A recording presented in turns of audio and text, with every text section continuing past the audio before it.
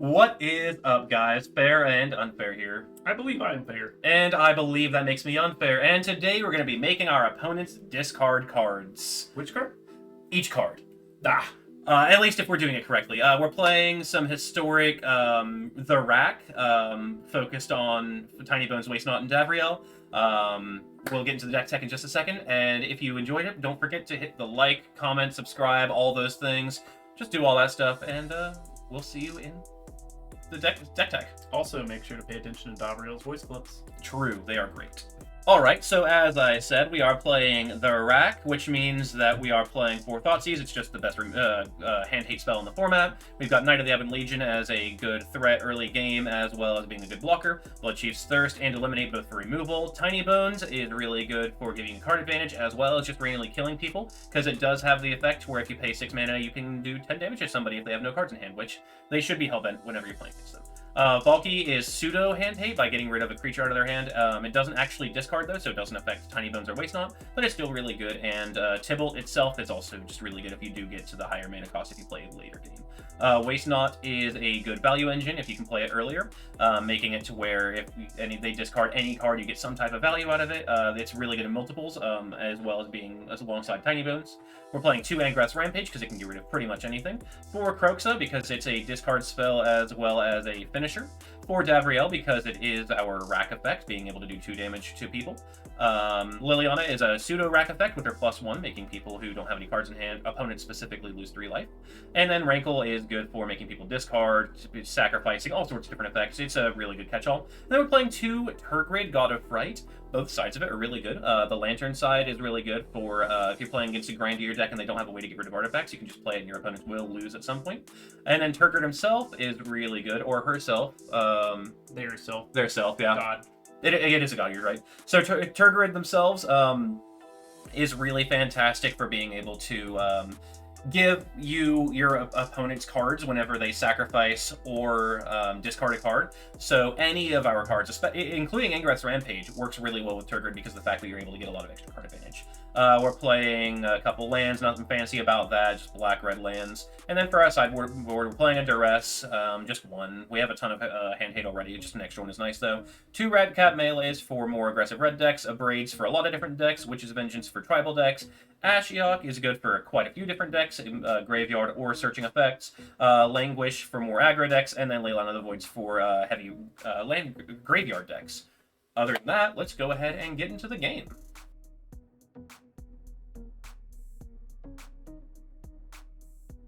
Alright, so our opening hand has 4 lands, a Bloodchief's Thirst, an Angrath's Rampage, and a Waste Not. I think this is fine. We are on the play, so we can just have removal for whatever they play, and then play Waste Not, and then any of our discard spells are good. Because as I said earlier, Waste Not's better earlier you play it. I think it's fine to keep specifically because of the Waste Not. Yeah. Otherwise, I think it's not great. The opponent mold.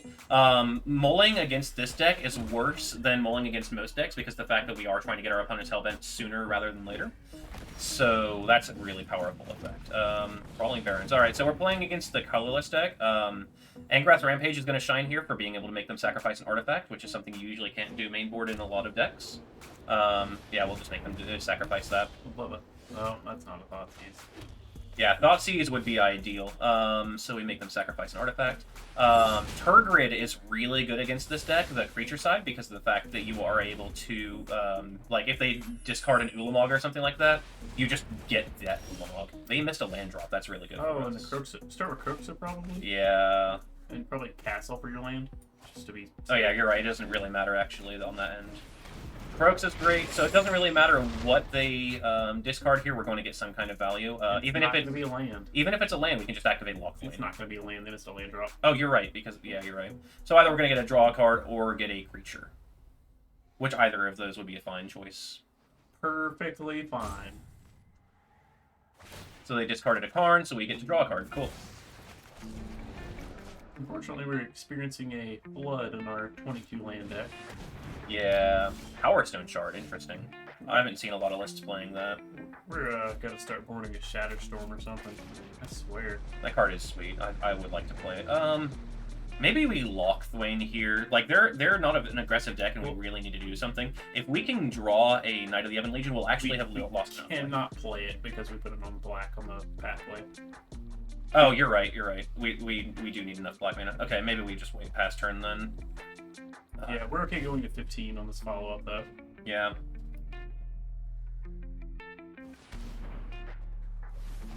So... Another Power Stone Shard. That's actually pretty rough that they have 2 of them now. And a Hedron Archive. Alright, well, they are putting all of their rocks onto the field. All of them. Alright, yeah, we have to activate Castle here, I think. Yeah, absolutely. We need a Thoughtseize or something. That's not a Thoughtseize. That's not a Thoughtseize. Oh my goodness. Alright, so I'm just gonna activate play Swamp, activate Lockthwain again. See what we get. We can't do anything. We lose. That was bad. For our sideboarding, we brought in a couple of Braids, and a Duress, and we just took out cards that weren't good. I actually like this hand. It's very close. As long as it plays out better than the last hand, I think we're golden. Yeah. Knight of the Ebon Legion by itself is already better because of the fact that it's a good aggressive threat. Yeah. I think we play Waste Not the second turn. I agree, and then hope we have a Thoughtseize for Duress for Tiny Bones. Yeah, that would be nice. There's a second Waste Not. Waste Nots are good in multiples. I have heard that. Next turn, if we don't draw anything that matters, like a Thoughtseize or something like that, it might be worth it to just activate the Knight and start swinging with it bigger and bigger. Davriel changes things, though. We'll start with Davriel. And then if we get a man off of this, we just slam Tiny Bones. Yeah. That would be ideal, actually, if they discard a land here. Oh, they discarded a Cold Steel Heart. That's fine, though. Their deck is fairly susceptible to this style of deck because of the fact that we do have access to like they spend a lot of their turns just playing things that that are mana ramp, and so we can spend multiple turns just cutting down their hands super effectively. So we start with Davriel. Yeah, absolutely. I don't think you'll be needing that. I don't think you'll be needing that. I love his waste. I love his voice lines. So Blood Crypt was a great draw. So do we go Tiny Bones and it's a Braid or Ingrass Rampage? I'm not sure which one. I think no, actually a Angrass Rampage, right? Because they all just tap for 1 right now. Yeah, and then we let them pick which one they care about more. Yeah. Yeah, that's correct. They probably just sacrificed the Cold Steel Heart. Really? I guess they need more black mana, huh? It's weird because that's the one that I would have agreed to. Yeah, same. Oh my goodness. We have a lot of Waste Nots. We will waste not this opportunity. Teehee. Oh! That's a Forsaken one. That's Braid. Yeah, that's definitely a Braidable. So you probably play Waste Not, a Braid, and then minus Davriel. Yeah, I like that.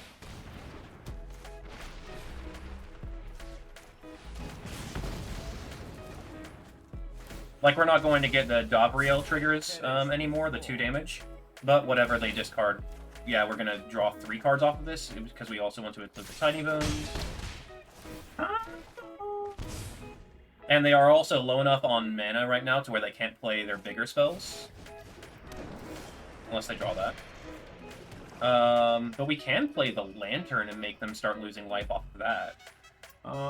Do you do that? So they can kind of churn through things and continue gaining life. Do you just play the Tegrid and, like, if they sacrifice or discard something, like even a Mind Stone from now on, then you get it?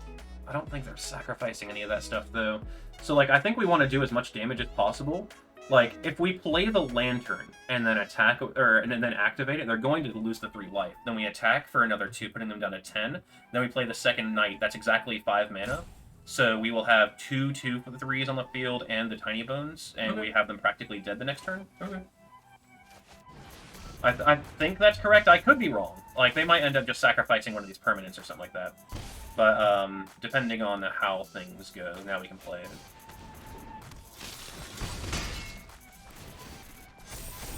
Because now they've got a lot to contend with. Yeah, you almost just got lethal. Yeah. 5.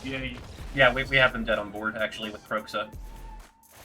We didn't change anything for Game 3. As you saw in Game 2, it worked really well for us. I think this is fine, too. It's really slow on the draw. Don't we want to, like, have turn 1 hand hate if possible?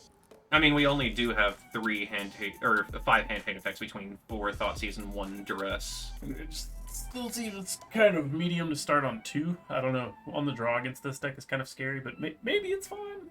Like, the only other 1-drops we would really want is Knight of the Ebon Legion, but I think that between going turn 2 Tiny Domes into turn 3 Croaks, it can be fine. And since we're on the draw, there's a lot of opportunity for us to draw other things that matter. I mean, like, it's arguable. I don't Like, know if it's good or bad. It's definitely a medium hand, but I think it's medium plus instead of medium minus, you know? I think, like, what really pulls me away from it's being on the draw. I get that completely. Davriel made this hand a million times better. It did. The question is, do we want to play the Tiny Bones or the Kroxa now? I guess it depends on what you start with play. Tiny Bones, I think. Kroxa deals damage when you need it later on, too, so I think you start with Tiny Bones and, like, play Davriel in Tiny Bones, Davriel, Rankle. I think you care about that. Or Valky Kroxa, depending on what happens. Oh, yeah, depending on what the hand situation looks like. Yeah, like, we're super far... We're looking at quite a few turns into the future, so there's a lot of things that could happen based on what they do. I'm just gonna hope they do nothing relevant. Which, for those of you guys who are newer to Magic, I do highly suggest you start to learn different decks and figure out... Okay, that was interesting. I think you still play Davriel and you can do Kroxa and waste not the next turn. Don't like this, because they're going to draw a card off the Cosmos. Terrific thing to waste. But, as I was saying, like, one of the most important, like, attributes for a Magic player is learning how to properly manage your resources against what your opponent can be doing, and learning the different deck styles of your opponents, so that way you can properly analyze what to do in the next couple of turns. Like, for example, just those turns 2 and 3 were really tough to figure out because of how our opponent's deck is built. What else do they do here? Do they just have another rock? Okay, so we go Waste not first. Waste not, definitely. The question is, do we play the other Waste not too? Actually, maybe we play the Kroxa? So, if you play the second Waste Not and they discard a land, you get rewarded. If they discard anything else, you don't feel as good. Yeah, I think we start by just -1 in here first to see what happens. All right, it was a Power Stone Shard. We draw another card. Maybe we just go Kroxa here, knock him down to 1 card in hand. Seems fine. Seems fine. I actually like that a lot. Yeah, I was just making sure that there wasn't anything that could be punished for doing this. And then Davriel also does some extra damage to them. Oh, hey, we got some mana, so we can play the other Waste Not. Or no, wait, maybe we play the Valky and see what the last card is? Oh, this is so tough. So they have 2, 3, 4, 5, 6, If it's 7. an Ulamog, we get rewarded for it, but I don't know if they played Ulamog. Maybe we play the Waste Not since we have the second Davriel? I don't know. We just have to hope they can't do anything for... But then again, Valky's also a threat. Like, it actually does damage. So we actually might be able to just cast the Tibalt next turn. I would just play the Waste Not. You could be 100% correct, but we could cast the Tibalt next turn. Casting Tibalt does sound fun, but it really comes down to whether or not the opponent discards exactly a land for us, which I don't think is very likely.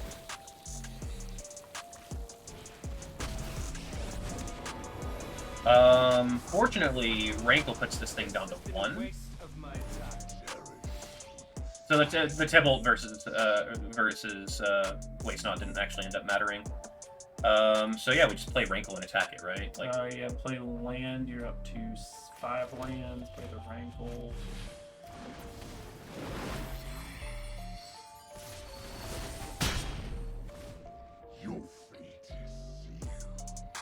like their Ugin's gonna be able to kill Rankle here. Like, this is a very tough position for us to be in. Ugin is very hard to beat. And they're also still at 19, so we can't even try to race them. We really just need to draw exactly another wrinkle. And even then, they're going to start to be able to do... hey, World Tree instead of... Oh, they're playing both. Okay, never mind. We do not have enough cards in our graveyard to do anything like that. Maybe we Davriel and make ourselves discard a card since we have the land for the Tibalt next turn anyway? He hits... No, he hits Artifact or Creature. Yeah, let's make ourselves discard a card. Specifically a Mounted. Tidy up in there. That way we have one more card in our graveyard for Croxa, so we're a little bit closer, and then we'll just pass. We'd probably lose here. Yeah, probably. What a whiner. What a fantastic voice line. What a line. Just great. I love it. Okay, cool. So they didn't really get much out of that Golos trigger.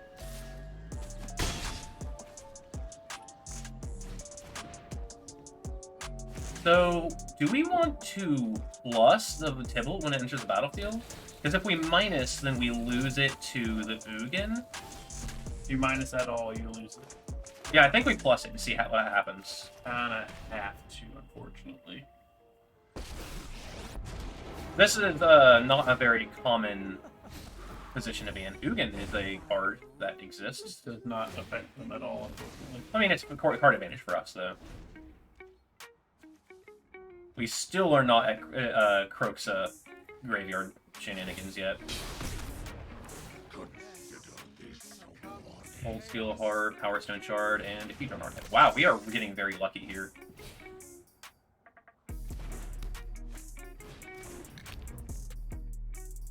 And they probably just attack and put the Tibalt down to 1.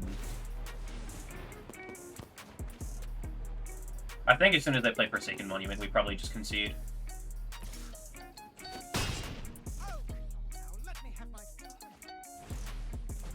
Okay. Okay. Wow. Plus Tibalt. Yeah, plus Tibalt, see what we get out of it first.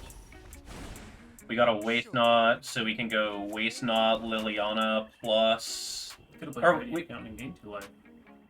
I that's fair. I honestly didn't pay attention It's to that. probably not relevant. Oh, so we could actually just minus. Oh no, we can't because it's based on the cards in our graveyard. We don't have enough cards in our graveyard. One short. Well, now it's in there.